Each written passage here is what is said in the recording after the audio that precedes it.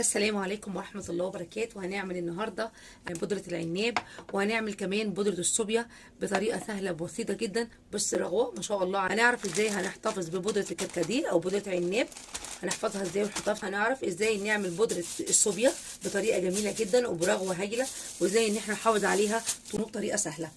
يلا بينا نشوف الطريقة ازاي. معانا اول حاجة الكركديه.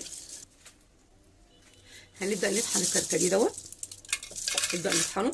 انا عايزه كوبايه من الكركديه المطحون او العناب، عايزاه خالص يبقى بودر.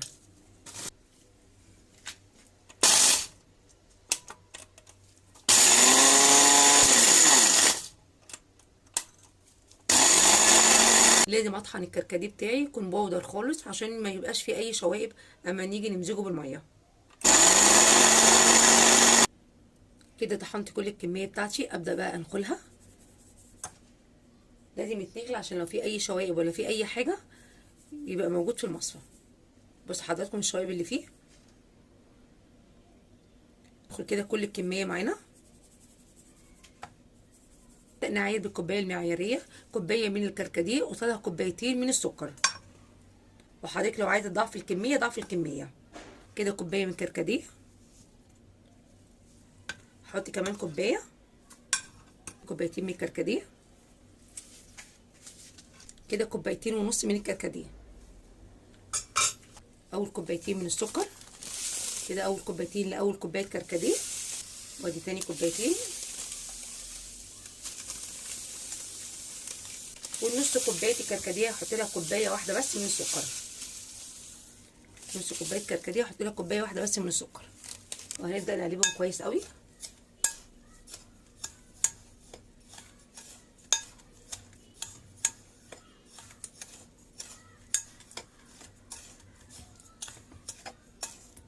وهبدا احط لهم كيس من الفانيليا.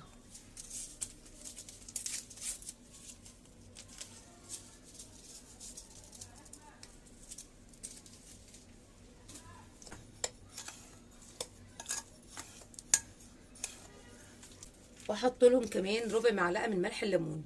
دي اختيار، حضرتك عايزه تضيفيها ضيفيها، مش عايزه تضيفيها مفيش مشكله. عشان انا عامله كميه كبيره، لو انا عامله كميه قليله مش هضيف ملح ليمون خالص، ربع معلقه بس.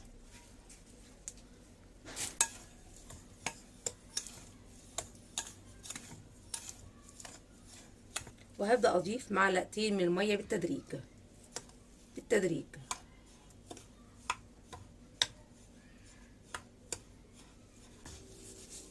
انا عايزاه كده يكون زي رمل البحر بالظبط.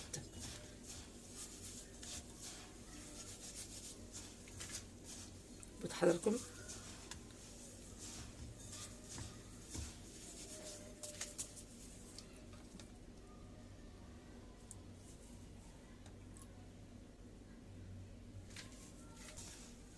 انا عايزاه كده زي رمل البحر ملدي كده. بس المنظر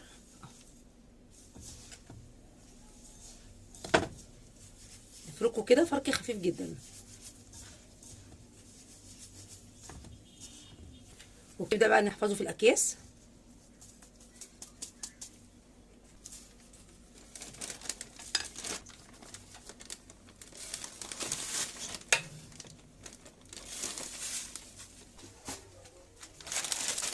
وكده حفظناه في الاكياس بتاعتنا. كده حفظ كله في الاكياس بتاعتنا. حضرتك تحفظيه في التلاجة، ما عندكيش اكياس زي دي ممكن تحفظيه في اكياس السندوتشات العاديه.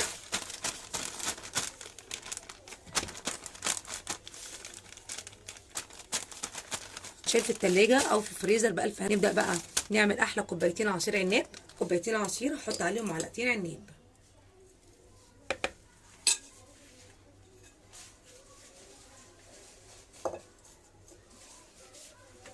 وهنبدأ ندوبهم كويس قوي.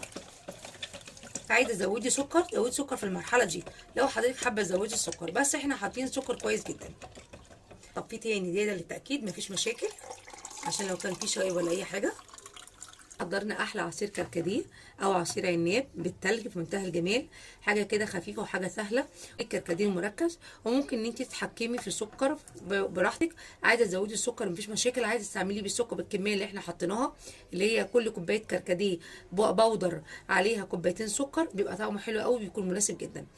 نبدا بقى نعمل بودره الصوبيا. معايا كوبايه من جوز الهند، نبدا نطحنهم كويس جدا. انا عايزه اطحنها لحد ما تبقى بودره خالص. كده انا خدت كوبايه من جوز الهند بتاعتي المطحونه، ابدا بقى ان انا انخلها عشان ميبقاش فيها اي حاجه. بعد كده احط كوبايه من سكر البودر، ممكن حضرتك تجيبيه جاهز او تطحنيه عندك في المطحنه. كمان نص كوبايه من الكريم شانتيه، ومعايا كمان نص كوبايه من اللبن البودر. احط عليهم باكو من الفانيليا، ونقلب كل ده كويس قوي. ما شاء الله نص كوبايه جوز الهند عملت لنا كميه حلوه قوي من الصوبيا. الريحه بتاعتها جميله جدا، ريحه الكريم شانتيه مع الفانيليا عامله ريحه في منتهى الجمال. نبدا بقى نعبيها في الاكياس. هنبدا بقى ان احنا نحفظها في الاكياس زي ما عملنا بالظبط كده مع بودره الكركديه. ممكن تحفظيها في اكياس او في برطمانات معقمه. نحضر الصوبيا بتاعتنا. معايا كده كوبايه من اللبن، هحط عليهم معلقه من البودر اللي احنا محضرينه، البودر بتاع الصوبيا. نبدا نضرب الصوبيا بتاعتنا. كده عملنا احلى صوبيا بطريقه بسيطه جدا.